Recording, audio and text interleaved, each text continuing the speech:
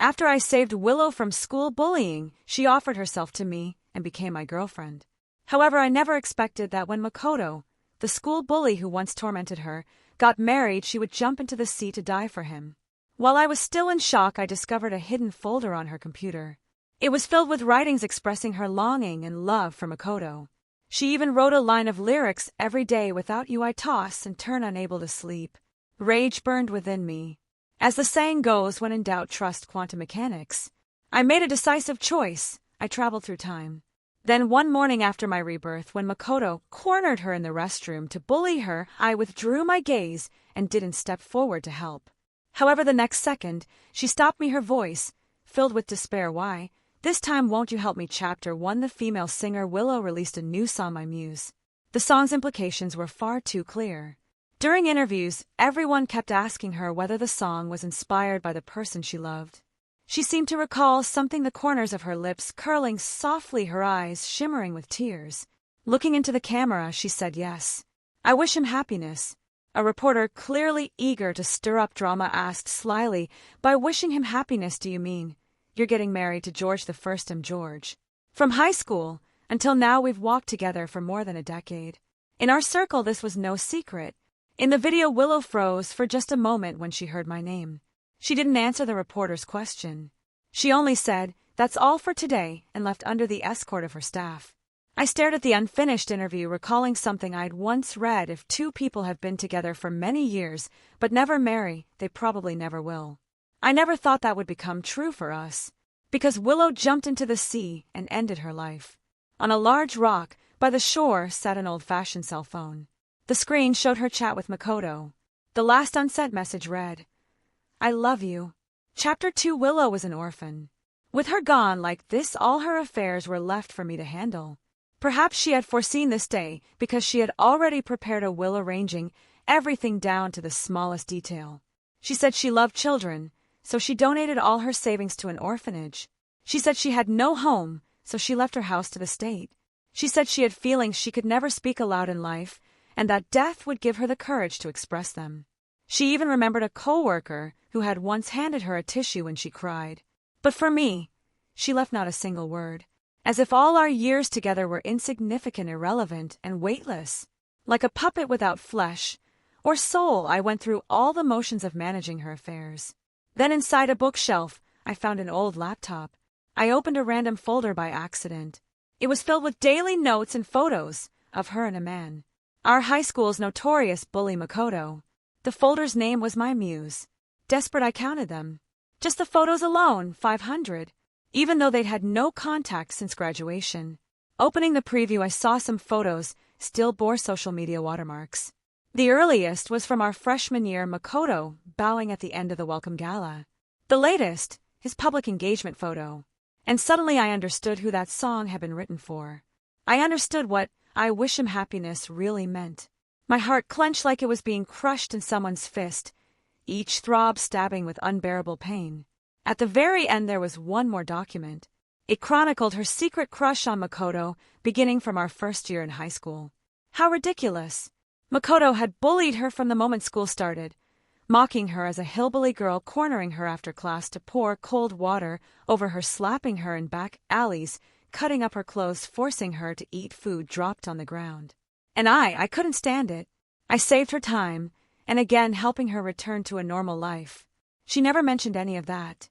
She only wrote about the rainy day when Makoto held an umbrella over her. She said the world stopped then, that amid the noise and chaos, only his tall silhouette remained. It was that silhouette that captured her heart for life. Even her dream of becoming a singer was born because of him. When he bullied her once, he found her diary full of lyrics and read them aloud before the whole class, mocking her cruelly, saying, "What a fantasy diary. Not every nobody can become a star. Stop daydreaming." Yet instead of anger, she found resolve. She wanted to stand on the stage one day, to shine so brightly that he would have to see her. Bitterness welled inside me. So all these years I was nothing but a joke, not even worthy of a name in her heart. Clenching my fists until they trembled, I read the last line she had typed: "If there is a next life, I will be brave once." My head throbbed violently. Through gritted teeth I muttered, "If there's a next life, I'll never meddle in your twisted love again." Go chase your so-called true love. Chapter 3. When I opened my eyes again, Willow was on stage introducing herself.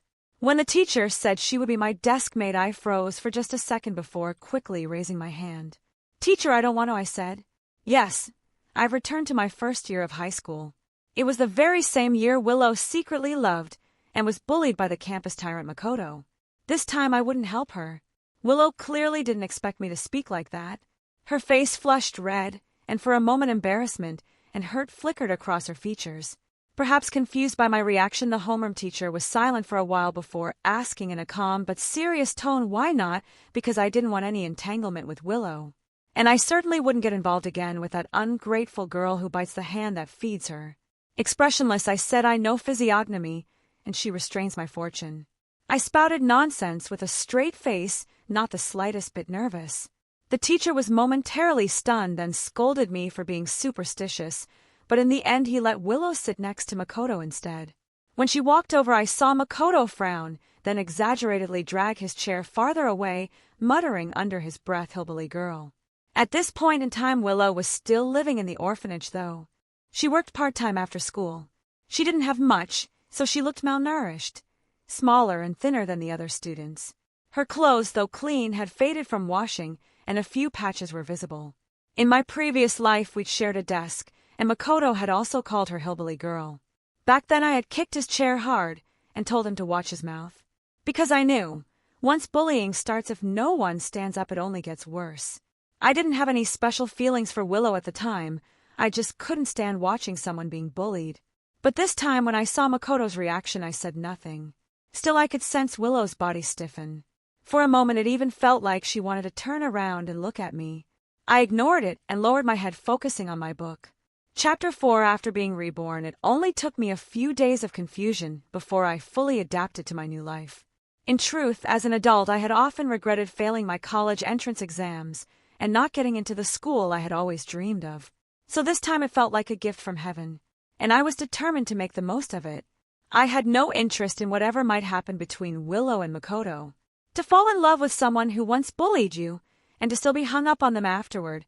What kind of masochist does that? Why bother saving someone like that? So when I saw Makoto and his gang cornering Willow at the bathroom door right before school ended, I simply washed my hands, didn't even spare them a glance. Makoto sneered. Do you even realize how disgusting you are? What's that smell on you? Damn, it stinks. Hillbilly girl, do you have body odor? Or something? Does your orphanage not have showers? Then let me wash you properly. Filthy words spewed from Makoto's mouth. In my previous life, I couldn't understand how someone from a wealthy family like him could be so uncultured. So when I saw them blocking Willow, I had rushed in front of her, shielding her with my body. I cursed Makoto out for 300 rounds until he stormed off in anger. That bucket of cold water never landed on Willow. Back then I even told her that when faced with bullying, she had to learn to fight back. No one would come to rescue her over and over again. She thanked me with her lips, but I didn't notice that her eyes were following Makoto's retreating figure. Looking back now, why did I even bother? Maybe Willow actually enjoyed it deep down. So this time I walked straight toward the bathroom door. Halfway there, that bucket of water inevitably splashed over her. I didn't stop. Pretended I hadn't seen a thing. Kept walking forward. Behind me, I heard Willow's hoarse, despairing voice call out to me, "George." Chapter 5. Bad luck. I quickened my pace. In my haste, I didn't see someone coming from the front and ran straight into a girl, knocking her over. "You, what the?" she started to say. Sitting on the ground, she squinted, rubbing her forehead, looking up at me with a mixture of pain and resentment. Afraid that Willow might run after me from behind, I mumbled a quick sorry and bolted away. Without my help, Willow was practically living in hell. Kids at this age are already sensitive and insecure, and she had that stubborn pride of hers. No matter how bad the bullying got, she never made a sound. Makoto seemed to enjoy the feeling of crushing her beneath his feet, constantly coming up with new ways to torment her. Lately, though he had toned it down a little, he was busy preparing for the school's welcome party. I remembered that the first photo of Willow in my past life was taken during that same event while Makoto was giving his speech. I had never been interested in such things, and this time was no exception. I didn't go. I thought Willow wouldn't miss a chance to see Makoto, but surprisingly, she didn't go either. When I saw her figure, I was momentarily stunned. Then I started packing my bag, ready to head home. Just as I placed the last book inside, she turned her head. George. Her brows were slightly furrowed as if she was struggling to suppress something, eager to prove herself. In my previous life, even after years of being together, Willow had always been emotionally distant. The few times I'd seen her truly stirred, one of them was when I confessed to her after graduation. Back then, she had looked at me with eyes bright and sincere, filled with surprise and joy, as if she had been waiting forever for me to say those words. Do you want to be together? But now as the image of that girl overlapped with the one before me, I only felt disgust. Maybe back then she had just been looking through me to see someone else. So I gave her a calm, indifferent glance, and under her expectant gaze, I walked away without a word. Chapter 6. Willow got cornered by Makoto again. This time it was in a narrow alley just outside the school, a path I had to take to get home. Maybe it was my imagination, but I thought I caught a flicker of hope in Willow's eyes. Was she expecting me to save her again like last time? Of course not. I merely gave a brief glance, then looked away. Makoto had some twisted obsession with tormenting Willow. Hillbilly girl, what's that in your hand? He sneered. What are you hiding? Looks pretty valuable. Does it even belong to you? Come on, show me. Willow bit her lip, refusing to say a word. When he didn't get a response, Makoto reached out to grab it, cursing. Don't tell me you stole from me, you little thief. But this time Willow's reaction was explosive. She shoved Makoto away, her eyes suddenly locking onto mine. It's not yours, she shouted hysterically. If you break it, I'll fight you to the end. I didn't even glance her way. Just kept walking straight ahead, and the faint light in Willow's eyes dimmed in the face of my indifference. Soon after, I heard the dull sound of fists hitting flesh, followed by Willow's muffled groan. I still didn't turn back, but out of the corner of my eye I saw her clutching that thing in her hand with all her strength. Chapter 7. Just as I walked out of that alley, I ran into someone else in the next one, a girl I didn't know very well. She had a cut on her forehead, blood on her face, and was sitting curled up against the wall, looking like she'd just been in a fight. TSK. Looked like this route wasn't very lucky. Next time I'd take a detour. As I was thinking that, she suddenly spoke up, irritation in her voice. Hey, you're just gonna walk by and not help? I stood still. I'd read enough novels to know. Never pick up a woman you find on the street, especially a pretty one. Besides, in my past life I'd saved Willow again, and she never remembered my kindness. Why would I stick my nose in someone else's business again? So I pretended not to see her. Just as I was about to lift my foot and leave, she shot me a sideways glance. You really won't help. I was speechless. Great a difficult one. She let out a soft snort. Can't you at least help me up? You knocked me down last time and it still hurts. I made a show of pulling out my phone. I can call an ambulance for you. She rolled her eyes. Wow, you're really something. I replied flatly, well, since you can talk just fine, I doubt you're that hurt. She frowned. I'm not lying, I really can't move. Come on, help me up. We're classmates, aren't we? Seeing I still didn't move, she seemed to lose her temper. Cold-blooded jerk. I said, no, I just don't know if you're crazy. What if I help you up and you accuse me of harassment? She was speechless for a second, then sighed. You've got one hell of an imagination. She pulled out her student ID and tossed it in front of me. Class 3, Year 1, Anna. I bent down and picked it up. Yep, same school. So I asked, after I help you up, then what? She groaned. Dude, can you stop talking? My legs are about to snap here. That's when I noticed the blood still seeping from her leg. I hesitated for a moment. Honestly, all those news stories about people getting sued for trying to help someone in trouble had left an impression on me. She said impatiently, what are you still thinking about? Come on, big guy. I'm seriously dying here, I sighed. Fine. Which leg is hurt? Both, she said weakly. Seriously, I deadpanned. Then, even if I help you up, you still can't walk. She thought for a moment. Then carry me, I said dryly. Then you'll need to sign a consent form. She glared at me. What's wrong with you? Why are you so damn paranoid? Rolling her eyes, she added, fine, I swear. If you save me, I'll buy you barbecue and even introduce you to someone. Worst case, I'll repay you with my body, okay? I replied, you better not betray me afterward. Anna choked. I bent down and guided her hand around my neck. Hold on tight, I said. But apparently I had overestimated my high school physique. I failed to lift her up properly, and when I lost my grip, she nearly fell. The air froze, so I decided to change tactics. Bending forward, I hoisted her onto my back with all my strength. Immediately, I heard her grit her teeth and hiss. First my leg was broken, now my arm is too. Oh, great. After much struggle, I finally managed to carry her out of the alley, only to see Willow standing there covered in bruises and wounds just like Anna. Chapter 8. Her gaze lingered on me for a long time. Then incredulously it shifted to Anna, who was still on my back. I could almost see her tightly held composure beginning to crumble. I remember the past. When Makoto and his gang came after her, I was the one who shouted that there was a fire drawing everyone's attention so she could escape. I was the one who ran up to check her injuries, asking if she was okay. I was the one who carried her to the hospital and stayed by her bedside for an entire day. Back then I hadn't done it because I liked her. I was simply being a good person. But later reality taught me being good doesn't pay. Even gratitude is too much to expect. So now I've taken back every bit of kindness I ever gave her. George. Willow's voice was hoarse, trembling, so slightly that it was almost imperceptible. You helped her, she said. I looked at her calmly, frowning just a little. But she took a step forward, her frail body quivering, and under my confused gaze she reached out her hand. Resting there was a fitness band, the very thing she had been protecting so desperately moments ago. It was mine. She clutched it like a lifeline, her eyes filled with despair and something close to pleading. Her voice was soft, almost sinking into the dust. Why didn't you help me this time? Chapter 9. For a moment I thought I must be mistaken. Willow, how could she ever look like that? She had always been cold, proud, untouchable. She was the one who liked Makoto. This was the third time she called my name since my rebirth. But she was also the one who, after taking her own life, hadn't left me a single word. How heartless! As if I had only ever been a nameless passerby in her story.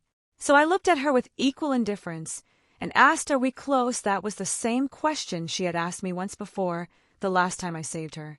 I thought she'd only said it because she was hurt and didn't want anyone to see her weakness. So I told her, we're desk mates. I'll protect you. But now looking back, maybe she had never cared for my self-righteous kindness at all. On countless sleepless nights since coming back to life I had wondered, was I wrong this time I didn't save her? I helped someone else instead. I didn't know what she was thinking, but I remembered something I'd read long ago. I want you to stay awake as you watch me abandon you again and again, saving others instead.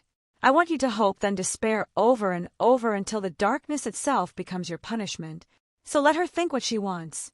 The more twisted the better. She opened her mouth, gasping for air, her face pale. George, she seemed to want to accuse me. After all, even if we weren't desk mates, we were still classmates. How could I just walk away? But before she could finish, Anna's impatient voice cut through the air. What's wrong with you? You're not crippled. Stop pretending to be pitiful, George. If we don't go now, I'm going to collapse.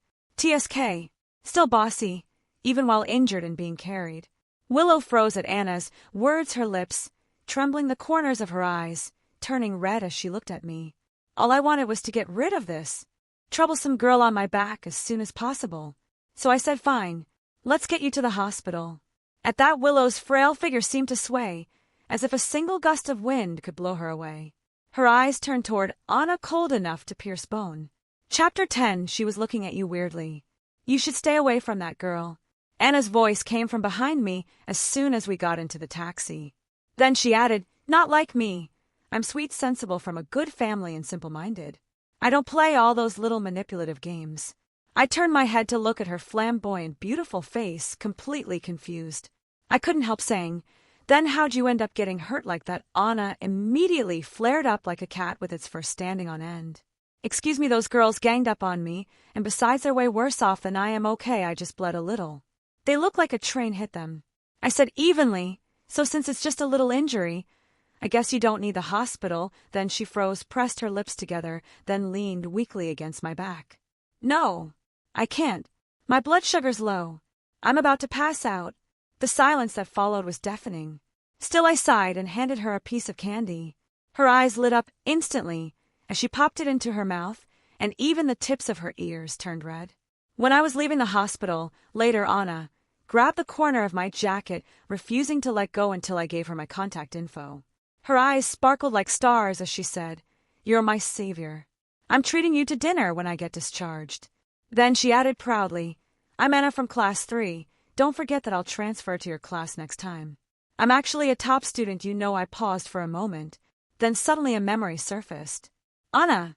I'd seen that name before, in a news article from my previous life. It was about research on parallel universes. She was the one who published the paper. But the attention her discovery should have gotten was completely overshadowed by the news of Willow's suicide. The internet went wild with it, and when people started digging, Makoto's name came up too. Everyone said he and Willow were the perfect match, a talented boy and a beautiful girl. Soon people began writing romantic fanfics about them, turning tragedy into some grand love story.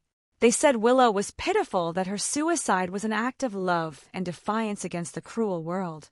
And me, I became the villain, the heartless man who stood in the way of her true love. I tried to clarify it again and again. But since Willow was dead, there was no proof, and no one wanted to believe me. My private account was flooded with insults. People said that since Willow was an orphan, I had driven her to her death, so I could inherit what she left behind. As if they'd forgotten, she had donated everything she owned. She left me nothing, not even a single word. Disgusting. Chapter 11. When I reached the hospital door, Anna called out to me again. "George," she said, "we're only in our first year of high school. We still have a lot of chances." I turned around puzzled. She tilted her head, slightly a faint smile playing on her lips. So she continued, "You can live this life however you want." I froze for a moment, about to reply, but she beat me to it, flashing a bright, radiant smile. "I believe you can." I had to admit, her smile was infectious. It carried a warmth that felt real, fiery, full of life. Completely different from Willow. If Willow lived in the shadows, then Anna was born to bask in the sunlight. When I walked back toward the ward, I saw Willow again. I had no idea when she'd followed me there.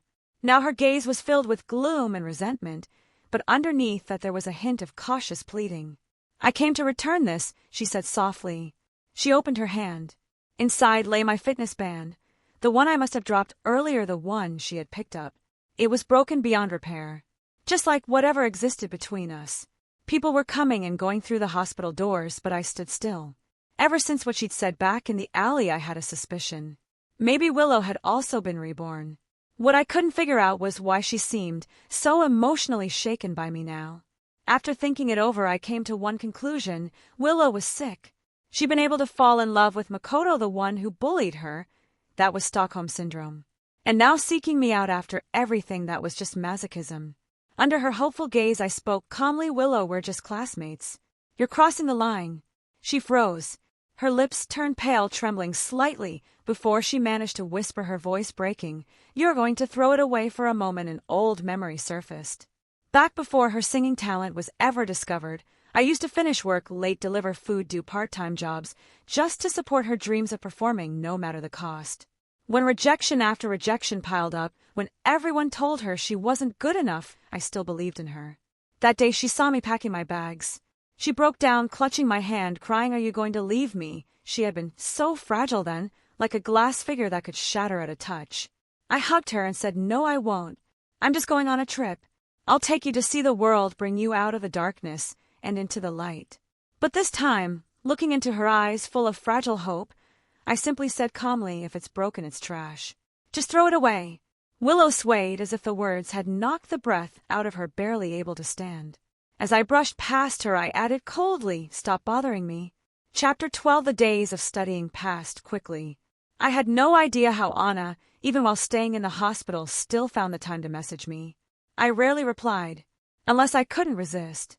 For example, just now she sent, "My legs healed, thank you, Wong." Right after that came a photo. She was wearing something revealing, perfectly accentuating her curves. In the end, I couldn't hold back and replied, "Your legs healed. So, why are you sending me a photo of your upper body?" There was silence for a while before she responded, "Oops, sorry, sent the wrong one." "Oh no, I can't delete the message." "Yeah, right." I didn't buy that for a second. Lately, Willow seemed busy with something else. She hadn't come looking for me. It didn't take long for me to find out why. After Anna returned to school, someone reported her for bullying another girl. That day, I happened to be in the teacher's office when I heard the teacher questioning her. When she noticed me, she quickly denied it. How could I alone bully a whole group of them? I was defending myself. I got hurt too. After thinking for a second, I walked over and said, "Teacher, I can testify. I was the one who took Miss Yu to the hospital that day." The teacher kept Anna behind to ask more questions while I left with my homework. At the corner, I ran into Willow. I ignored her, but she wouldn't let it go. "Do you even know she used to be a wannabe bad girl? Rumor has it she messed around with a bunch of guys. Do you know how bad her reputation was in middle school? Why are you helping her? I shot back. What's it got to do with you? Then I suddenly remembered the way Willow had looked at Anna that day. So I asked, so you're the one who tattled on her? She said, does it matter? I replied, Willow, you really have no shame. She didn't even get angry. George, she's not worth it. I sneered, are you trying to tell me what to do now? When I returned to class, Anna texted me, do you believe me? I replied, I do. The whole incident ended with Anna reading a self-criticism at the flag-raising ceremony. That day, she sent another message. Luckily, I wasn't given an official punishment, or it would have been troublesome. Confused, I just sent her a question mark.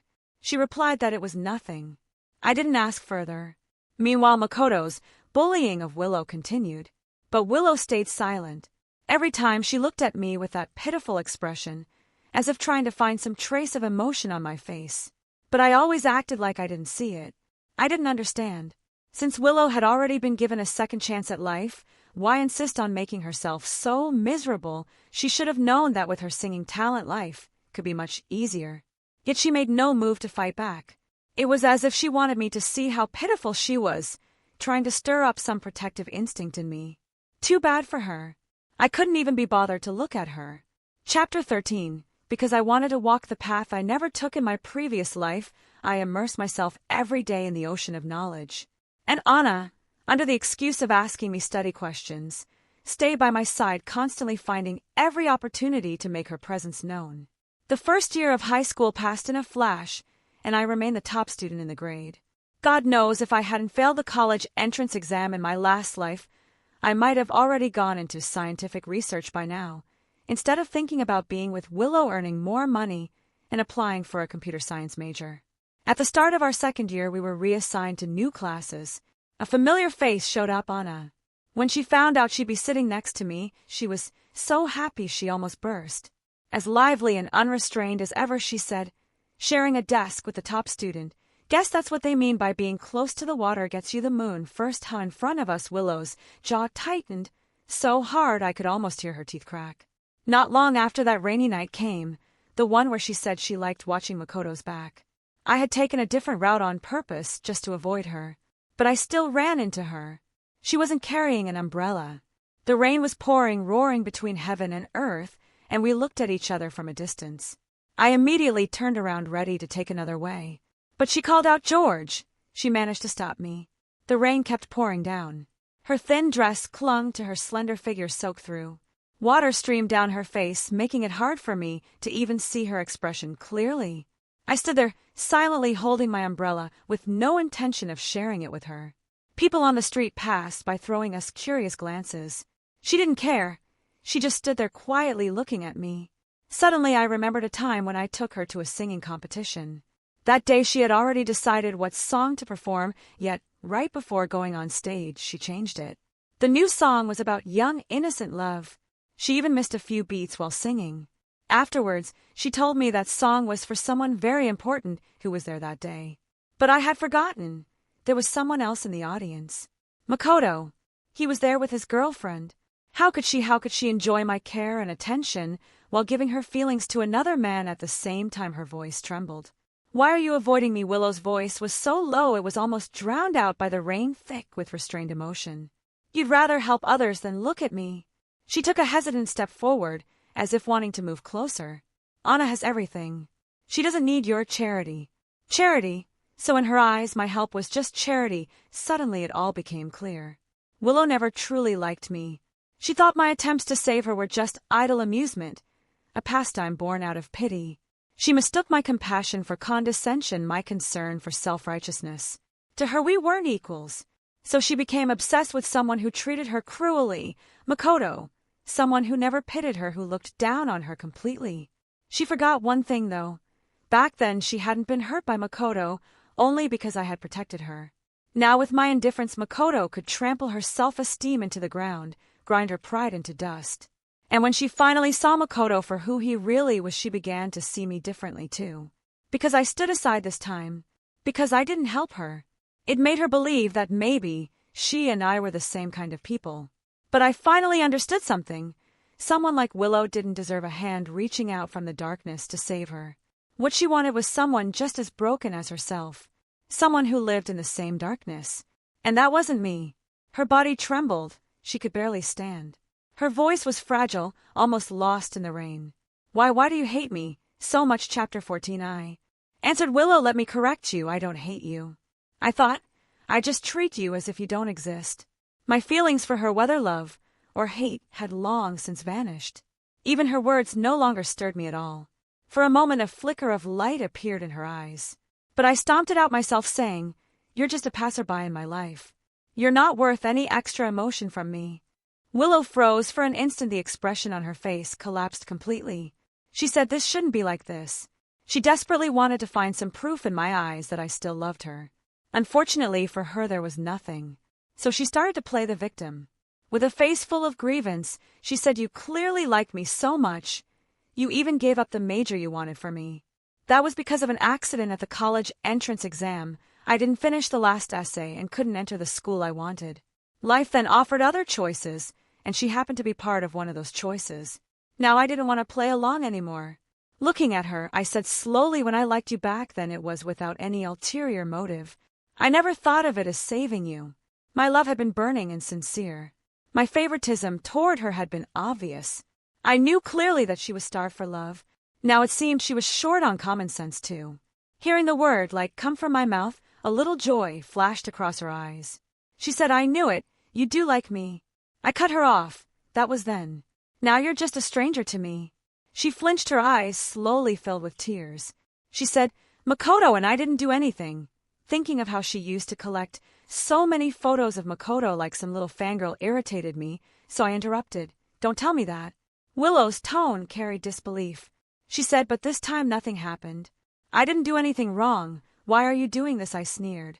She actually had the nerve to ask me why. After being together for more than 10 years, whatever the reason, she put someone else before me, her boyfriend. Am I supposed to gratefully thank her for not betraying me, for not cheating on me, when she let the whole internet make a laughingstock of me? Did she never think about the consequences? Maybe because my expression was too cold, Willow reached out to grab me and began to apologize. I didn't mean it, but none of that even happened. Why can't you just look at me? Even once, just one look. I pushed her away and said, Because Willow, you don't deserve it. She stood there stunned, then slowly shook her head and spat. Is it because of that bitch Anna you saved her? I'll make her lose her looks. Let's see how she still flirts with you. She was a crazy Yandere mess. I should have known. Last time I was the pill that kept her emotions stable. This time without that pill she was even sicker. I stopped her and said word by word, Willow, the bottle of water you gave me before the English exam. You put something in it, didn't you? Chapter 15. I used to wonder. My grades had always been stable and I never ate anything strange. So why of all times did my stomach suddenly twist in pain right at the end of the exam, pain so sharp that I had to give up on writing the English essay, losing my chance at my dream university? But after what Willow just said, it suddenly hit me. Maybe that wasn't an accident. Her face turned pale inch by inch under the weight of my words. Finally she whispered, her voice so small it was almost pitiful, I just wanted you to stay with me. I gave a cold laugh and smack. My hand came down hard across her face. I said, Keep acting like this, and I swear I'll ruin you. She didn't speak again for a long time. Eventually her figure disappeared into the curtain of rain. I reached up and touched my own face, cold. It was the first time in a long while that I'd lost control of my emotions. Not because of Willow, but because of myself and the feelings I'd wasted. Then a pair of white canvas shoes appeared before me. I looked up. Anna stood there tilting her head slightly as she looked at me. Under the dim streetlight her face seemed a little blurred. She stepped under my umbrella and spoke softly. George, do you know why I like physics? Without waiting for me to answer, she continued, Because it has the magic to travel through time and space. She said, Have you heard of quantum entanglement? Then she smiled gently. Quantum entanglement transcends time and distance. Two particles that were once completely unrelated can become connected, intertwined, no matter how far apart they are. I froze. In my previous life, I had clicked on a research paper about parallel universes. At the bottom, there was an email address inviting people from all fields to discuss. When I couldn't sleep because of everything that happened with Willow, I sent a message to that address. A reply came quickly. I still remember the exact words, Mr. Wong, would you like to try the experiment? That email, it was what brought me here. Could Anna have been the one who sent it? I stared at her. She reached out her hand and said, Don't worry about why you came here. What matters is, what do you truly want then? She added, among the countless parallel universes, there will always be one where you get what you wish for. A sudden clarity washed over me, like a light breaking through the fog. I hesitated, then slowly reached out. She intertwined her fingers with mine, her voice warm and steady. George, as long as you're willing to keep moving forward, you'll find your own path. Chapter 16. After that rainy night, Willow got sick and stopped coming to school. Anna's words from that night lingered in my mind, so I began reading all sorts of articles about parallel universes. None of them were proven, of course, until one day when I went to the library to borrow some books, I happened to notice the borrowing record on A Brief History of Time by Stephen Hawking. According to the system, I had borrowed it not long ago, but I had never read that book before. Then right below my name was Anna's. In that instant, a bold and crystal clear thought surfaced in my mind, one that made my heart pound. I stood frozen for a long time, then silently placed the book back on the shelf and returned to my studies. To my surprise, Makoto suddenly seemed like a completely different person. He even organized the entire class to visit Willow, and he himself took care of her in the hospital. When I was exhausted from doing homework, I occasionally overheard him muttering to himself, "Don't die. I'll make it up to you. Please forgive me." Words like that. I had no idea what had happened between them, but wasn't this good Willow's unfulfilled dreams from her previous life had now come true? The moonlight had finally fallen upon her. When she returned, she stopped coming to find me. She was quiet, alone, almost invisible in class. But when our third year began, a piece of shocking news spread through the school. Perhaps she had figured things out over the summer. Willow entered a singing competition and became an overnight sensation. The songs that had made her famous in her last life, she released them early this time, and she instantly became a school celebrity. In one interview, she said, "I want to stand high above, side by side with the one I love." Meanwhile, Makoto Ito grew even closer to her, using Ito Enterprises to promote her. They started coming to school less and less, but it didn't stop them from becoming a romantic legend on campus. People loved to talk about them, how they were a perfect match, how fate had tied two deskmates together. I didn't care. Sometimes I received messages from unknown numbers, a few lines of lyrics or stray sentences with no context. I deleted them all, but a faint unease grew inside me. I couldn't shake the feeling that she was planning something bigger. Before I could figure out what that was, Makoto came to see me. Chapter 17. Last time when I stood up for Willow, I'd ended up offending Makoto. He tried to mess with me, both openly and behind my back, but my grades were good, my family background was solid, and I wasn't someone easy to push around. Eventually, he gave up. This time, though, I hadn't spoken to him much at all, so I couldn't figure out why he was suddenly looking for me. He said, "So you're that useless piece of trash." He looked at me with a mocking grin. How pathetic. Even when she died, the person she thought of was me, not you. That confirmed it. He also remembered the past life. He went on, "But I'll give you a warning. Don't even think about making a move on her. Willow is my woman. She's way out of your league." He must have thought I couldn't understand the deeper meaning behind his words, because he grew even more arrogant, even raising his hand to strike me. But I dodged his punch and kicked him hard. He doubled over in pain and started cursing. "George, you bastard, don't think I won't have you killed if you keep this up." I was taller than him. I looked down, my voice cold. "Do yourself a favor. Don't mess with me. You son of a—" He was about to lunge again when someone suddenly stepped in between us. It was Willow. She hadn't shown up in a long time. Makoto's expression changed in an instant. With a greasy smile, he said, "Willow, what are you doing here? You worried about me?" Willow looked at him but didn't answer. I couldn't care less about their little scene. I gathered my things ready to leave, but Makoto blocked my way again. "Hey, bookworm, you don't really think you'll ace the exams this time, do you?" I froze for a moment. He continued, "Drop that fake goody-two-shoes act. You're really asking for a beating." What the hell was wrong with him? Just as I was about to reply, a crisp, confident voice came from behind us. Funny how someone who can barely scrape into a community college dares to mouth off at the top student. "Maybe you don't have a mirror at home, but there's always your piss reflection, isn't there?" It was Anna. Chapter 18. She walked up beside me, her tone dripping with sarcasm as she looked at the two of them. "Oh, so it's our class's bottom rankers. No wonder. We're clearly not on the same intellectual level." Makoto's face twisted with anger.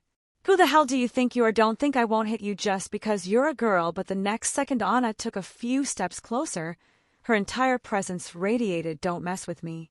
Her cold eyes met his as she said, "Go ahead. Try me."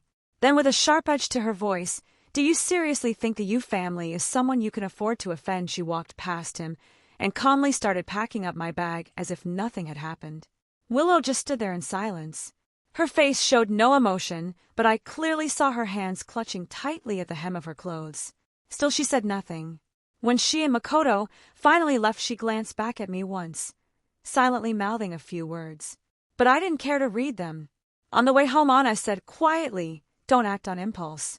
It could affect your review qualifications." I nodded, then immediately asked, "And since when is my background check any of your business?" Her cheeks flushed slightly. "I'm just reminding you not to do anything reckless."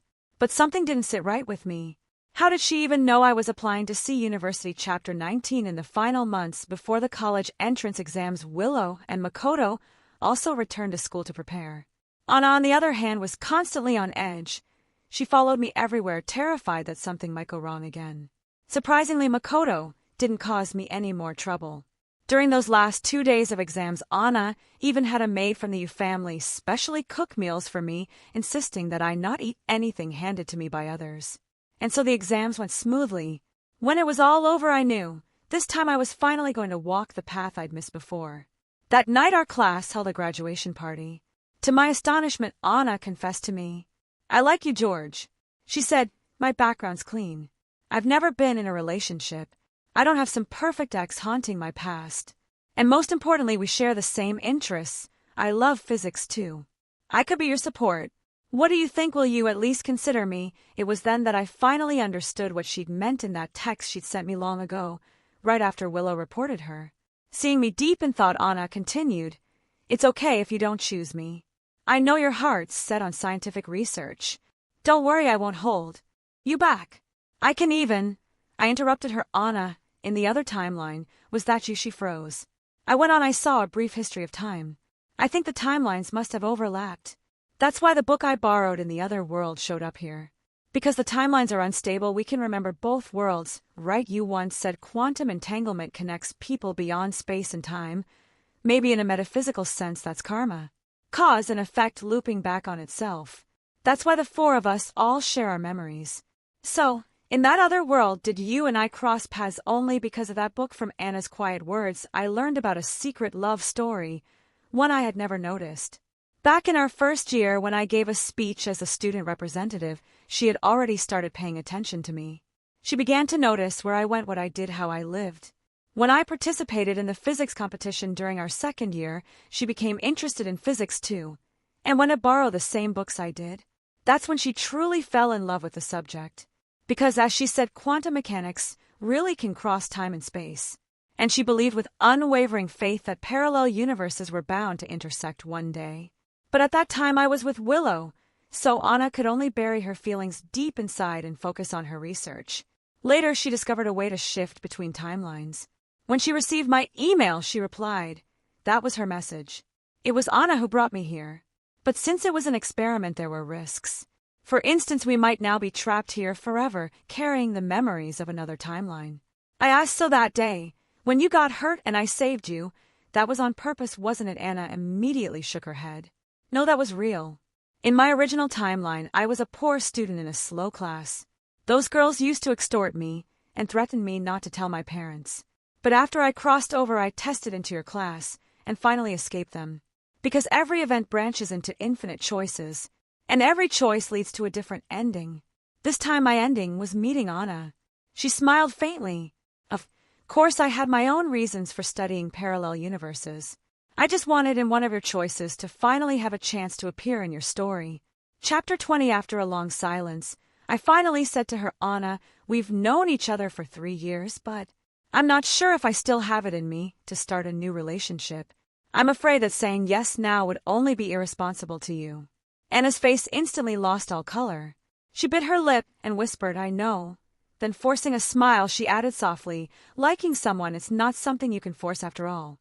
She kept talking, maybe to comfort herself, but the more she spoke, the more her voice trembled with sadness. I couldn't help but smile faintly.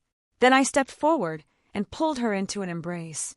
But as long as we're willing to move forward, we'll find our own path someday, right? So my girlfriend, would you like to explore another possibility with me? Anna froze for a moment, then let out a joyful squeal, shouting I do, and before I could react she threw herself into my arms, laughing and crying at the same time. Later one of our classmates brought over some cake for Anna. Anna asked with a teasing smile, how did you know George and I were together? The classmate blinked confused. Another classmate asked Anna, which university are you applying to? Anna replied cheerfully, oh, didn't you hear I'm George's girlfriend now? Two confused faces. As the room filled with laughter and noise, someone called out for a group photo. Anna smiled brightly, saying after all these years of having a secret crush, George finally agreed to be with me. Three confused faces. It didn't take long before the entire class knew we were together. Only one person stayed silent, Willow, now a rising pop star. As laughter and congratulations surrounded Anna, Willow sat quietly, her eyes dimming bit by bit, the light fading away. That night I received a message from an unknown number. Once you guarded my dream. This time it's my turn. Chapter 21. I didn't reply, but soon I understood exactly what she meant.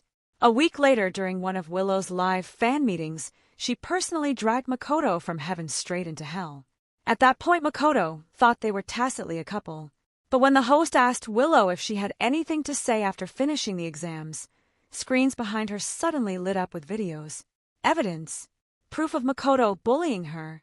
The camera shook, clearly hidden footage. In those frames you could see Willow's fragile, broken face after every time she was humiliated, her body curled up small and trembling, looking as if she could shatter at the slightest touch. The venue erupted into chaos. Gasps, whispers, disbelief. Makoto, enraged, rushed onto the stage, screaming for the video to be turned off. But no one listened. Everyone's eyes were on Willow, eyes filled with pity, confusion, shock. They didn't understand why she would do this. For a rising star, exposing something like this was practically self-destruction, even if she had been the victim. At the end of the video, a recording played, a conversation. It sounded like Willow had coaxed the truth out of a drunken Makoto. Willow, the water George drank during the exam, did you switch it? Makoto, laughing smugly, of course. I just couldn't stand that fake hero act of his. Saving people, what a joke. Tell me, wouldn't it be fun to see him fall? The fan meeting descended into chaos. But Willow stood calm and composed, gazing straight into the camera, as if she were speaking directly to me. See, I could never love someone who once hurt me. A person who destroys another's dreams could never deserve to stand by my side. And in that moment I finally understood her message that night. I understood why she had suddenly accelerated her rise to fame, why she wanted the entire world to see her. She had been preparing all along for a grand act of revenge, so that this time she could stand before me pure and untainted, bathed in the light. Chapter 22. Makoto was finally sent to prison. I went to see him. When he saw me, he gave a hollow laugh and said, feeling proud now. Last time she chose me. This time you're the one who won. I shook my head. In love, the one who takes it seriously first is the one who loses. Neither of us are winners. He froze for a moment, confused. Where did it all go wrong? In the last life, she killed herself for me. This time I did everything for her. So why did she betray me? I had no answer for him. He gave a bitter smile and went on. So all along she only let me get close to her because she wanted revenge for you. But the funny part is, that bottle of water, the one that ruined your exam, she's the one who handed it to you. It's ironic, really. She just wanted someone to share the mud with her, to keep her company in the darkness. Now she's pretending she's clean, pretending she's innocent. What a joke, pure self-deception. Then he said, I guess her feelings for me were fake too. She only saw me as someone like herself, someone broken. It wasn't love, just a twisted need to make others think she was capable of it. She was too scared to let you see the darkness inside her. And I thought, in the end, I was the biggest fool of all. When I first came here, I hated them both, two people who dragged me down into their shadows, who forced me to abandon my dream. I wanted to tear them apart limb by limb. But according to quantum mechanics, this moment, this slice of time, is only one frame among infinite possibilities. There are countless versions of us, all facing different endings. As I left, I said to Makoto, you deserved it. You were already engaged and still went back to chase Willow. Don't talk to me about loyalty. He froze, saying nothing. That's the price of betraying genuine love. Chapter 23. When I walked out, Willow was waiting for me at the gate. She said, "I've shown you the ugliest, dirtiest side of myself. Can you still forgive me?" I shook my head. Carefully, she took out a bouquet of calla lilies, the same kind I had given her when I confessed my love back then. I stared at her blankly. Her voice trembled. "I was wrong. Can't you even give me a chance to make it right?" she continued desperately. "If heaven gave us another life, isn't it? So we can fix the mistakes we made before." I cut her off and looked toward Anna, who was walking up behind her. "You're wrong," I said quietly. "It wasn't heaven that brought us back." Because I knew. It was someone who devoted her entire life to research, someone who spent all her strength and time just so that my life could have one more choice. I walked past Willow and took Anna's hand firmly in mine.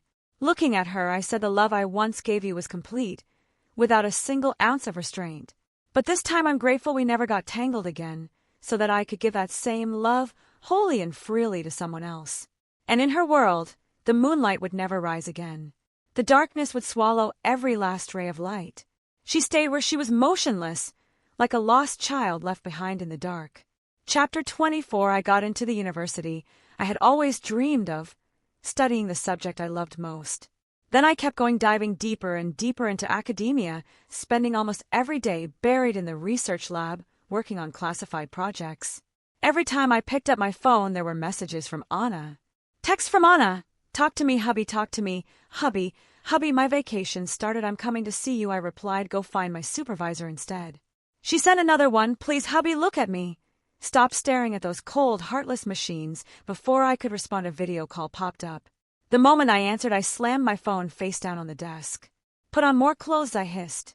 "My colleagues are still here," she pouted on the other end, voice full of playful defiance.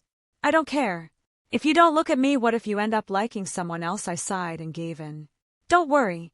None of them are as beautiful as you," Anna immediately asked, "and their bodies not as good as yours." "Big boobs." "No," she gasped in mock outrage.